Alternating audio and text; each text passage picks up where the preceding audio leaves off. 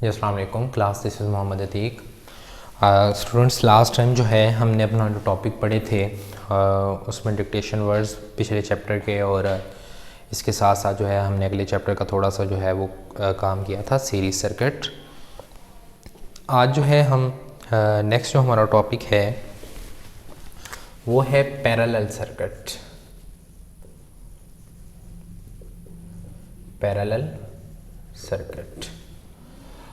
अब पैरेलल का मतलब होता है साथ साथ ना। थोड़ा सा आपने ये समझना है कि सीरीज सर्किट में आपको पता था एक ही तार के ऊपर सारे लगे होते थे बल्ब। पैरेलल सर्किट जो है वो उससे मुख्तलिफ होता है। उसमें जो है कुछ यूं का जो है वो डायग्राम उसकी बनेगी कि आपके पास ये बैटरी होगी, बैटरी से जो है वो जो दो तारें हैं वो निकल रही हैं। अब देखें, let's say for example this is a negative and this one is a positive pole. Positive है टर्मिनल और ये नेगेटिव है बैटरी का टर्मिनल। अब यहाँ से जो करंट है वो बिल्कुल यहाँ लास्ट तक पहुँचा हुआ है, ठीक हो गया।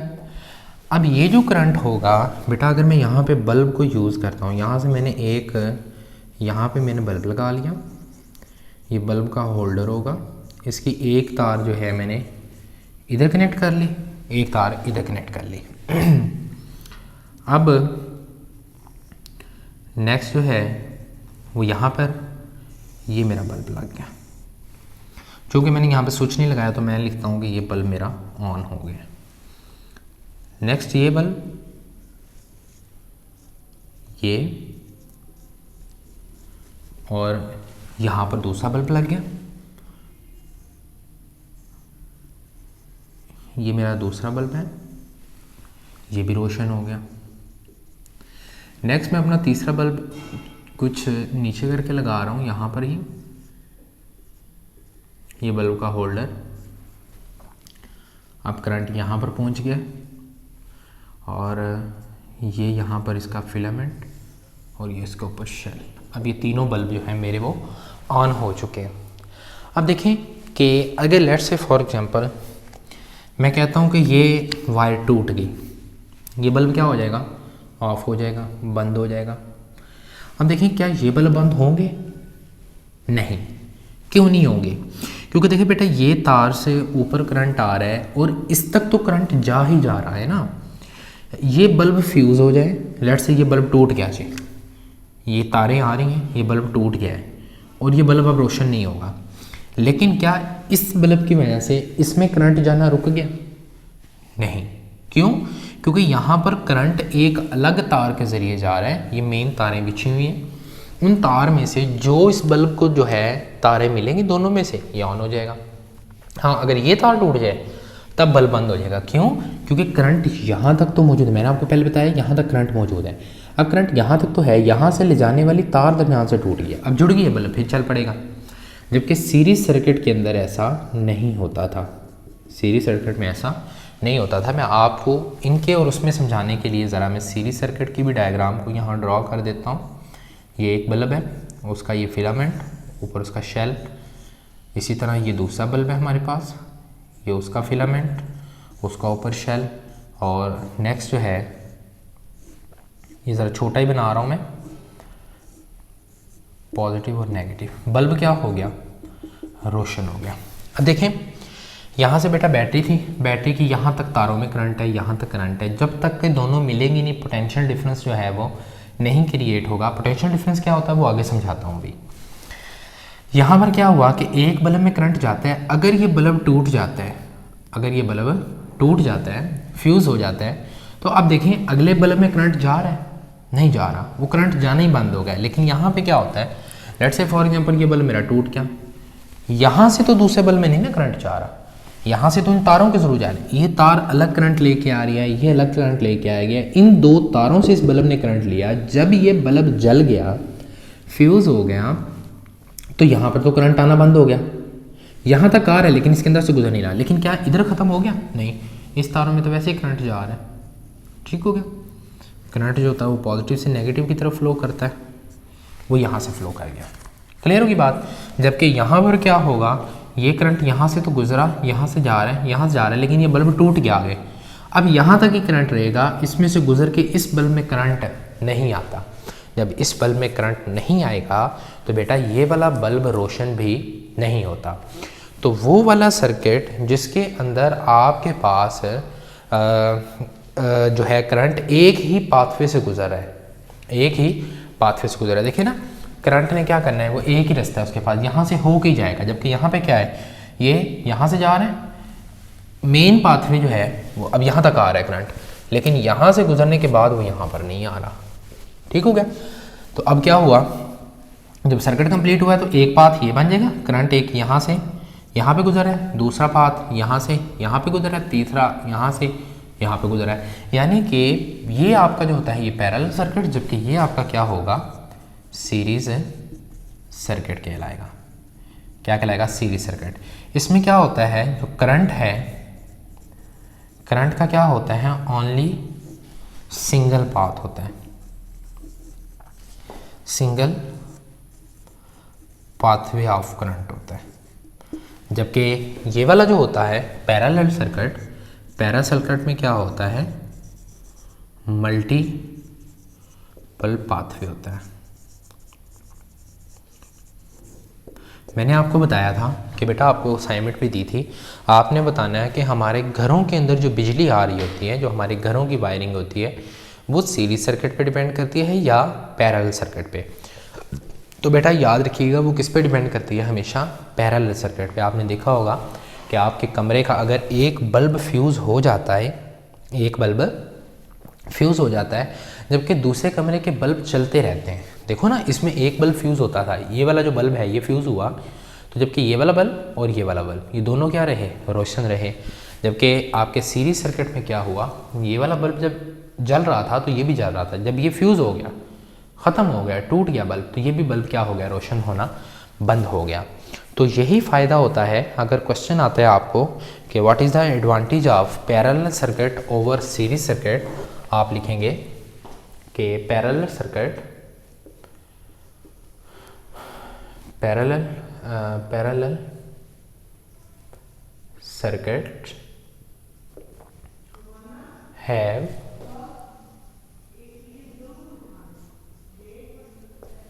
multiple pathway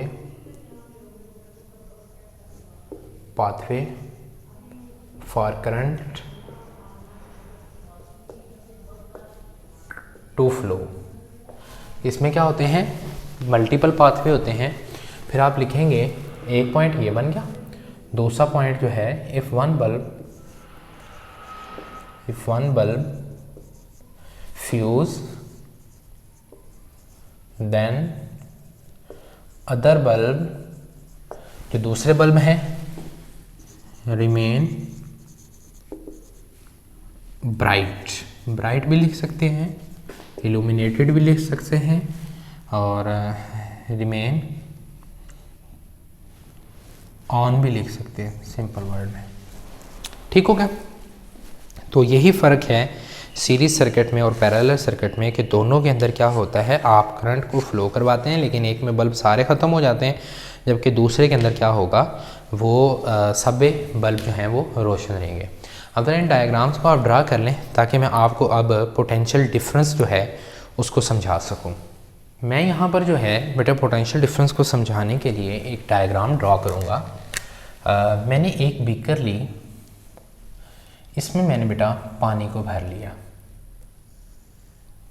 ये बीकर है मेरे पास, इसमें यहाँ तक जो है वो पानी लबालब भरा हुआ है, बल्कि लबालब भी भर लेते हैं, टॉप तक जो है इसमें पानी मौजूद है।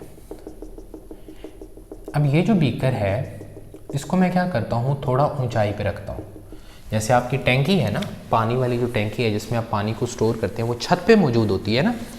इसको मैंने क्या किया बेटा, इसको ऊंचा रखने के लिए मैंने इसको एक टेबल के ऊपर सेट कर लिया। एक बीकर ली, उसमें पानी डाला, पानी डाल के उसको क्या कर लिया, टेबल के ऊपर सेट कर लिया। जबकि जो दूसरी बीकर है उसको मैंने लिया, उसको टेबल से मैंने क्या रखा, नीचे रख दिया। दूसरी बीकर में उसमें भी मैंने पानी लिया, लेकिन पानी को मैंने क्या किया, थोड़ी मिकदार के अंदर लिया, जबकि दूसरे बीकर के अंदर पानी जो है वो क्या है, लबालब भरा हुआ है। ठीक हो गया। अब यहाँ से जो है मैं यहाँ से भी सुराख करके इसमें जल्दी से पाइप लगा लूँगा, और वो जो पाइप होगा उसको यूज़ किया जाएगा इसके साथ कनेक्ट करने में। यहाँ पे कनेक्टेड हो गया। अब ज़रा आप सोचें और सोच के मुझे बताएं कि पानी जो है वो किस बीकर से किस बीकर में डिलीवर होगा। चलिए लेट्स से फॉर एग्जांपल इसको मैंने कह दिया कि ये मेरी बीकर नंबर 1 है, ये मेरी बीकर नंबर 2 है। ये 1 नंबर है, जो पहले नंबर पे जो लबालब भरी है वो 1 नंबर है, जिसमें पानी थोड़ा है वो मेरी बीकर 2 नंबर है। अब आप मुझे बताएं कि पानी बेटा किस साइड से किस साइड पे मूव करेगा। शाबाश, पानी कहाँ से मूव करेगा बेटा, इधर से यूं पाइप के अंदर, और पाइप से होते हुए किस बीकर तक मूव करेगा। और ये कब तक मूव करेगा। लेट्स से फॉर एग्जांपल मैं कहता हूँ कि पानी यहाँ से अब भरी हुई थी ना, मूव कर रहा है पानी इस बीकर में, कब तक पानी मूव करते रहेगा। अब पानी जाए जा रहा है, जाए जा रहा है, पानी ख़त्म हो जा रहा है इसमें, तो एक वक्त आएगा पानी फिर रुक जाएगा। कब रुकेगा, जब दोनों के अंदर पानी का जो प्रेशर है वो क्या हो जाएगा, कांस्टेंट हो जाएगा। मतलब ये हाफ तक है, ये भी क्या है, हाफ तक मौजूद है। आधा इस बीकर में पानी, आधा इसमें। जितना अब प्रेशर पानी का इधर है उतना ही प्रेशर क्या हो जाएगा, इधर हो जाएगा। तो आपका पानी जो है वो यहाँ से ट्रेवल करना बेटा क्या हो जाएगा, बंद हो जाएगा। ठीक है। अच्छा, इसमें जो है ना वो थोड़ा पानी नीचे तक रहेगा। क्यों रहेगा, क्योंकि ये थोड़ी हाइट पे भी है ना, हाइट पे है, तो इस वजह से भी जो है इसके अंदर जो है वो पानी की कंसंट्रेशन थोड़ी ज़्यादा होगी, और उसमें वैसे भी पोटेंशियल थोड़ा सा ज़्यादा हो जाएगा। यानी कि जब इसमें पोटेंशियल डिफरेंस पानी रुकेगा ना, इसमें ज़्यादा रहेगा थोड़ा, इसमें थोड़ा कम हो जाएगा। क्यों, क्योंकि यहाँ पे जो पोटेंशियल था पानी का नीचे गिरने का, वो अब जब यहाँ से ही गिरेगा ना आके, तो यहाँ से तो पहले ही पोटेंशियल क्या हो गया, वो ज़्यादा हो जाएगा। अब पानी यहाँ पे गुजरना बंद कर देगा। सेम इसी तरह आपका जो सर्किट होता है, लेट्स से फॉर एग्जांपल आपके जो घरों के अंदर घड़ियों में जो सेल लगते हैं, वो मैंने सेल यहाँ पे रख लिया। उसका एक पॉजिटिव हो गया, एक नेगेटिव हो गया। एक उसका सिरा क्या है, पॉजिटिव, एक सिरा उसका क्या हो जाएगा, नेगेटिव हो जाएगा। ये मेरा यहाँ पर मौजूद है। मैं इससे बल्ब ऑन करने लगा हूँ बेटा। बल्ब का ये फिलामेंट है और ये बल्ब ऑन हो गया है। अब क्या होगा, इलेक्ट्रॉन चूँकि नेगेटिव पे ज़्यादा होते हैं, इलेक्ट्रॉन क्या करेंगे, इधर से पॉजिटिव की तरफ मूव करेंगे। लेकिन जो करंट की डायरेक्शन होगी वो पॉजिटिव से क्या होगी, नेगेटिव की तरफ होगा। Current and current represented by symbol I. ये एमसीक्यूज में आ सकता है कि करंट के लिए सिंबल कौन सा यूज़ करते हैं, तो आपने बताना है आई को यूज़ किया जाता है। अब एक वक्त पता क्या आएगा बेटा, कि जब काफ़ी देर ऑन रहेगा, लेट्स से फॉर एग्जांपल ये मैंने कहा जी 12 घंटे बल्ब ऑन रहा, तो फिर ये बल्ब खुद ही बंद हो जाएगा। ना ये बल्ब फ्यूज़ हुआ है, ना बेटा आपके पास ये बल्ब टूटा है, लेकिन बल्ब रोशन होना बंद हो गया है। क्यों ऐसा हुआ है, देखो बेटा, जब आपने नया सेल लगाया था तो इसके अंदर यहाँ से चूँकि इलेक्ट्रॉन ज़्यादा थे, इलेक्ट्रॉन ज़्यादा होने की वजह से वो यहाँ से आहिस्ता आहिस्ता क्या करके दूसरी साइड पे मूव करके, ठीक हो गया। लेकिन एक वक्त आया कि यहाँ पर जितने इलेक्ट्रॉन्स थे उनके जो डिफरेंस था और पॉजिटिव टर्मिनल में जो डिफरेंस था वो दोनों क्या हो गए, इक्वल हो गए। क्या हो गए, इक्वल हो गए। जब वो डिफरेंस जो था दोनों में, इलेक्ट्रॉन का जो फ्लो था, इसमें कम थे इसमें ज़्यादा थे, एक वक्त आया कि दोनों के क्या हो गए, इक्वल हो गए। जब ये बराबर हो गए तो करंट गुजरना बंद कर दिया। देखें ना, जब यहाँ पे प्रेशर और यहाँ पे प्रेशर बराबर हो गया था तो पानी यहाँ से गुजरना बंद हो गया था। तो जब ये दोनों के क्या हो गए, इक्वल हो गए, तो अब यहाँ से भी करंट गुजरना बंद हो गया। अब वो वाला सेल निकालें, नया उसी तरह का सेल लगा दें, फिर बल्ब क्या हो जाएगा, ऑन हो जाएगा। फिर वो नया भी उतनी ही टाइम निकालेगा जितना पहला गुजारा था। तो अब क्या होगा बेटा, फिर थोड़ी देर बाद जो है जितना टाइम उसने गुजारा, वो गुजारने के बाद ये भी क्या हो जाएगा, चमकना बंद कर देगा, रोशन होना बंद कर देगा। क्यों, क्योंकि इसके अंदर भी करंट की क्या हो गया, कंसंट्रेशन इक्वल हो गई है। यहाँ तक बेटा बात समझ आ गई है। अब ये जो बेटा डिफरेंस था पॉजिटिव और नेगेटिव के दरमियान में जो फ़र्क था, उसको हम क्या कहते हैं, पोटेंशियल डिफरेंस। PD में लिख रहा हूँ पोटेंशियल डिफरेंस, और इसको रिप्रेजेंट या इसको वोल्टेज भी कहते हैं, और उसको रिप्रेजेंट किया जाता है बेटा किससे, वोल्ट से। ठीक हो गया, यहाँ तक बात क्लियर हो गई। अब सवाल पैदा होता है जो आपके पास ड्राई सेल होता है, ये जो घड़ियों का सेल है, इसका पोटेंशियल डिफरेंस कितना होता है बेटा 1.45 वोल्ट। आप अपनी उठाएं कोई भी घड़ी से सेल निकालें, बेशक कोई पुराना सेल पड़ा हुआ है, आप उसको निकाल के देखें, उसके ऊपर लिखा होगा 1.5 वोल्ट। ठीक होगा, क्या लिखा होगा 1.5 वोल्ट लिखा होगा। नेक्स्ट है बेटा हमारे पास जो टॉपिक है उसको हम कहते हैं रेजिस्टेंस। क्या बोलेंगे बेटा, रेजिस्टेंस बोलेंगे। जो रेजिस्टेंस होती है ये क्या होता है कि अब ये करंट है, मैं ये तार लेके आ रहा हूँ, ये जो तार है ना, यहाँ से जब करंट गुजरता है तो तार इसको गुजरने ही नहीं देती, तार बदमाश बन जाती है। वो कहते हैं कि यहाँ से मुझे गुजर के दिखाओ, मैंने भी नहीं आपको जो है यहाँ से गुजरने देना। लेकिन चूँकि करंट तो थोड़ा ताकतवर होता है ना, तो ताकतवर होता है तो वो यहाँ से धक्के से गुजर तो जाता है। अब क्या हुआ कि रेजिस्टेंस क्या है, वो एक फोर्स है। क्या है, एक फोर्स है जिसने क्या किया बेटा, करंट को गुजरने से रोका, करंट को फोर्स किया। एक फोर्स है जिसने करंट को फोर्स किया not to flow, not to flow, कि वो यहाँ से ना गुजरे, कि वो यहाँ से ना गुजरे। तो बेटा रेजिस्टेंस क्या है, एक फोर्स है जो क्या करती है, करंट को गुजरने से रोकती है, उसको आप क्या कहते हैं, करंट कहते हैं, रेजिस्टेंस कहते हैं। इसी वजह से सम टाइम हमारी जो है वो तारें गर्म हो जाती हैं, गर्म होकर ये जो शॉर्ट सर्किट्स होते हैं वो भी, उसके पीछे भी यही लॉजिक होती है कि आप तार थोड़ी होती है उसमें से बहुत ज़्यादा करंट गुजार लेते हैं तो वो हीट अप हो जाती है। बाज़ दफ़ा रेजिस्टेंस जो है, तार आप छोटी यूज़ करते हैं, अच्छे वाली नहीं यूज़ करते, तो उसकी रेजिस्टेंस जो होती है वो इसको करंट उसमें से जब ज़्यादा गुजरता है तो वो जितनी रेजिस्टेंस उसको करती है तो उसका टेम्परेचर बढ़ जाता है। टेम्परेचर बढ़ने से तार मेल्ट हो जाती है, पिघल जाती है। ठीक हो गया, इसको कहते हैं रेजिस्टेंस। और रेजिस्टेंस का जो बेटा यूनिट होता है उसे कहते हैं ओहम। उसे क्या कहते हैं, ओहम। कुछ इस तरह के सिंबल से इसको रिप्रेजेंट किया जाता है। अब ओहम क्या होता है बेटा, ओहम ने बताया कि एक तार है वो कितनी रेजिस्टेंस लगाएगी। ये उसने एक अपना पूरा जो है ना वो ओहम का अपना उसने एक प्रिंसिपल बना कर दिया कि ये ओहम ला भी के नाम से भी है, लेकिन प्रिंसिपल के नाम से भी इसे ही याद किया। तो ओहम ला और ओहम प्रिंसिपल, उर्दू में ओहम का कानून कहते हैं। अब ये ला क्या कहता है, ये कहता है कि आपके पास जितना पोटेंशियल डिफरेंस होगा V is equal to IR। जो आपके पास करंट है वो डायरेक्टली प्रोपोर्शनल होगा किसके, पोटेंशियल डिफरेंस के। जितना इन दोनों के दरमियान पोटेंशियल डिफरेंस ज़्यादा होगा, लेट्स से फॉर एग्जांपल इसका पोटेंशियल जो है वो 1 है, इसका 2 है, चलिए 3 कर लें, एग्जांपल दे रहा हूँ, हतमी नहीं। तो करंट क्या करेगा, यहाँ से यहाँ पे मूव करेगा जितना ज़्यादा। अब सपोज इन दोनों के दरमियान 1 और 3 का यानी कि 2 का डिफरेंस है, तो करंट फॉर एग्जांपल यहाँ पे 5 का बह रहा है। तो अगर मैं ये डिफरेंस बढ़ा दूँ, ये मैं कर देता हूँ 10 कर देता हूँ, तो इसमें 1 है, अब 9 का डिफरेंस है, तो जो करंट है वो कितना बहेगा यहाँ से, फॉर एग्जाम्पल ये कर लेंगे 20। अब देखें डिफरेंस दोनों के दरमियान में ज़्यादा आया, करंट ज़्यादा बहा, डिफरेंस कम था तो करंट भी क्या हुआ, कम मिकदार के अंदर भरा। तो उन्होंने बोला जितना पोटेंशियल डिफरेंस होगा, जितना वोल्टेज अप्लाई किया जाएगा, जो वोल्टेज होगा जितना वो ज़्यादा गुजरेगा, करंट भी उतना ज़्यादा होगा। ठीक है, V इज़ इक्वल टू है, प्रोपोर्शनैलिटी कांस्टेंट को ख़त्म करके हमें पता है कि हम जब कहते हैं ना कि A डायरेक्टली प्रोपोर्शन है B, जब हम इसको ख़त्म करते हैं ना, इक्वल में चेंज करते हैं, तो इसके साथ कोई कांस्टेंट K लगाया जाता है। ठीक है, अब ये प्रोपोर्शनैलिटी है, इसको मैंने इक्वल में तब्दील करना है, तो यहाँ पे जो मैं कांस्टेंट लगाऊंगा वो R लगाऊंगा। ये ओहम ने लगाया, R क्या है, रेजिस्टेंस, ये इसके साथ क्या हो रहा है, मल्टीप्लाई, इधर आके क्या हो जाएगा, divide, 1/I is equal to R। तो रेजिस्टेंस की आप यहाँ से डेफिनेशन कर सकते हैं, इट इज़ अ रेशो, तकसीम को कहते हैं ratio, it is a ratio of voltage and current is called resistance. तो रेजिस्टेंस की आप ये भी डेफिनेशन क्या कर सकते हैं, यूँ सॉल्व कर सकते हैं। ठीक होगा बेटा। आगे हमारा एक छोटा सा टॉपिक है एम मीटर और वोल्ट मीटर। एम मीटर मैंने आपको पहले भी बता चुका हूँ कि एम मीटर जो होता है वो करंट को मेजर करने के लिए यूज़ किया जाता है।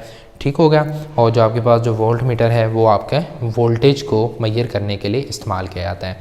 तो आपने मुझे बताना है कि एम मीटर को कैसे यूज़ करते हैं, दैट इज़ योर असाइनमेंट।